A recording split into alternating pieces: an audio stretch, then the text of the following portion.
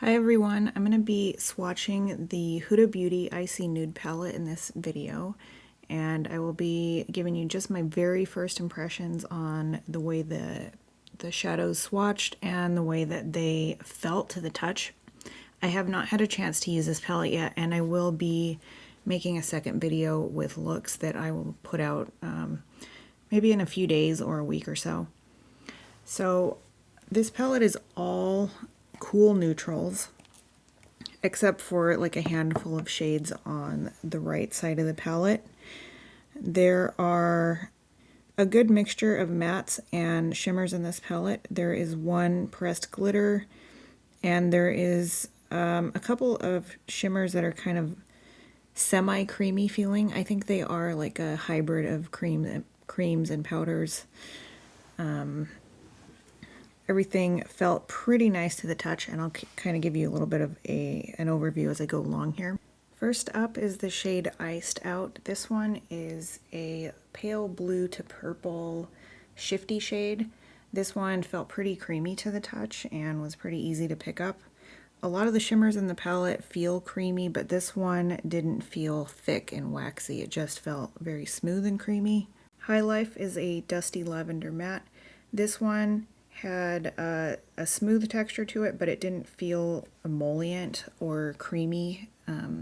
It was on the drier side, but it was not grainy, and it picked up easily with plenty of color payoff, easy to build up. Platinum is a bright silver metallic. This one also had a creamy feel to it, but it wasn't thick or waxy, and it was easy to pick up, easy to spread out over the arm, built up super easily. Unapologetic is a medium deep rosewood, and it had a similar feel as the previous matte that I swatched. And Faux Fur is a slightly deeper purpley matte, also with the same texture and feel to it. Gold Standards is a medium gold with some larger silver sparkles in it. This one was the driest feeling shimmer so far that I've swatched. It definitely felt more lightweight, and it didn't feel like it held itself together as well as the other shimmers. And the shine is ever so slightly less reflective also.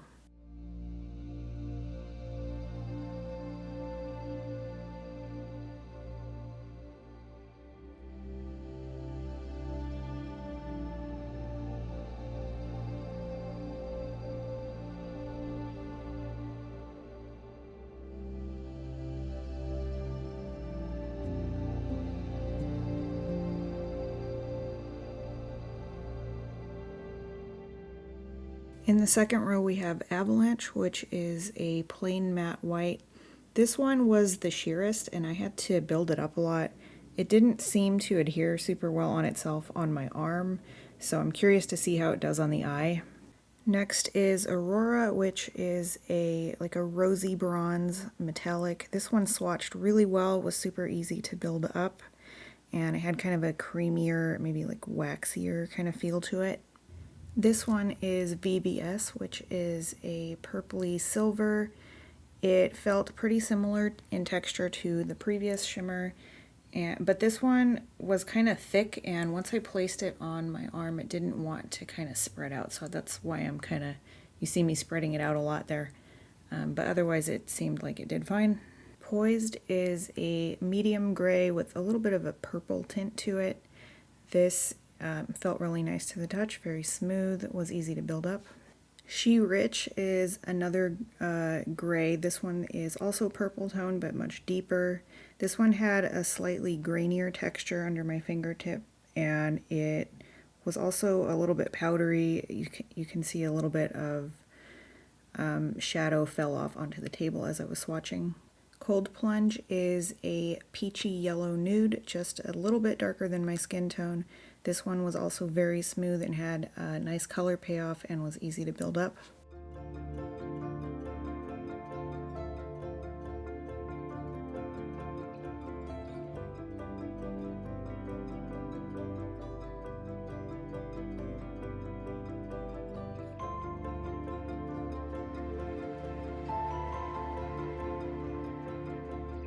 And starting off in the last row, we have I Don't Give a. This one is a super pale pink, almost a white, with a matte finish, and it felt just like the shade above it, Avalanche, where I had to build it up a lot and it didn't seem to adhere the best, so we'll see how that one actually works on the eye. This one is called Bling, and I think this is the one that is referred to as the biodegradable glitter. This one had kind of a strange dry feel to it when I was trying to pick it up in the pan, and it was also kind of hard to spread out evenly on my arm as I was swatching it. It does have some good reflect to it, but it's almost like it doesn't sparkle the way that I would expect a glitter to sparkle. And it definitely feels like it has a lot more of a chunky texture to it under my fingertip. One Self is a very pale taupe grayish nude. It's kind of a little bit difficult to describe. It looks super close to my skin tone actually swatched here. So I'm wondering how well that will be. I'll be able to see it on my eye, like compared to my skin tone. I'm kind of excited to try that one. It had a nice feel to it, smooth, good color payoff, easy to build up. Diamond Dew is a slightly deeper and slightly warmer silver in this palette. It is super reflective. What I'm trying to show here is it was a little bit puffed up and kind of domed in the pan. It wasn't super obvious, but just something I noticed, and I just pressed it back down as I was swatching. It had a creamy feel. It was slightly thick, but not as waxy as a few of the other shades, and it was very easy to build up. Lavish is a medium rosy nude, and it had a nice texture just like most of the mattes in the palette.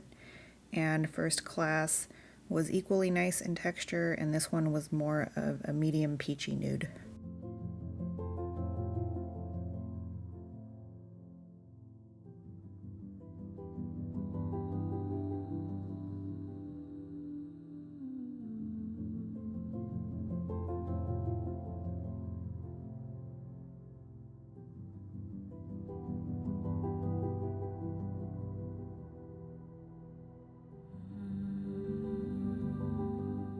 For this part, I just wanted to do a few comparisons, and I'm just showing palettes that have similar color stories or shades in them that are kind of similar, or palettes that came to mind when I first saw this one launch. Something I'm noticing about the color story of this is that it's not actually that neutral. It's pale and it is kind of neutral, but the neutrals definitely lean in a pink direction or in a gray direction, and there's not a lot of actual true like skin tone neutrals in here. But I think that's kind of nice. It's kind of nice to have that different complement to things that are already in my collection, and I am pretty pleased with the balance of color. There's a lot of light tones, but there's also plenty of deeper tones and lots of shimmer in here. So I am more excited to play with this now that I've swatched it and seen it in person. And so hopefully this was helpful for you, and I will have that looks video out for you later this week.